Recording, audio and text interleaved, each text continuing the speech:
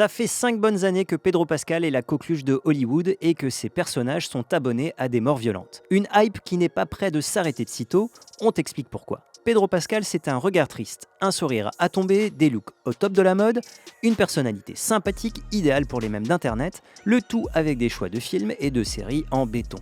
Pourtant, l'acteur né en 75 au Chili a mis du temps à percer.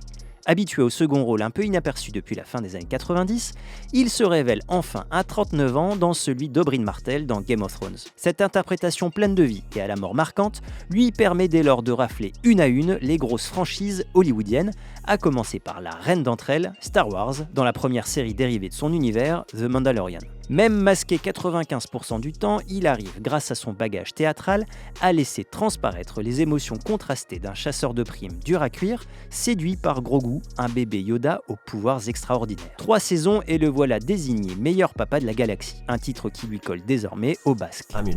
Il vient justement de rechausser les chemises à carreaux de Joel Miller dans la saison 2 de The Last of Us, la série star de HBO. Le contrebandier au grand cœur et père de substitution de la rebelle Ellie est désormais contraint de la laisser voler de ses propres ailes. La folie Pascal ne s'arrête pas là. L'an passé, on l'a vu en général romain dans la suite de Gladiator. Marvel lui a aussi mis la main dessus. Cet été, il sera Reed Richards, figure paternelle des 4 Fantastiques, nouvelle mouture.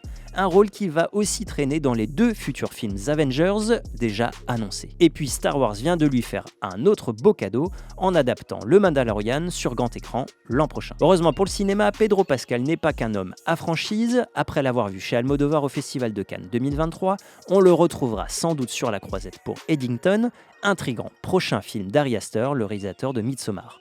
En bref, on n'a pas fini de passer du temps avec Pedro Pascal, et c'est tant mieux. Et toi, c'est quoi le rôle que tu préfères ou que tu attends de Pedro Pascal? Dis-le nous en commentaire.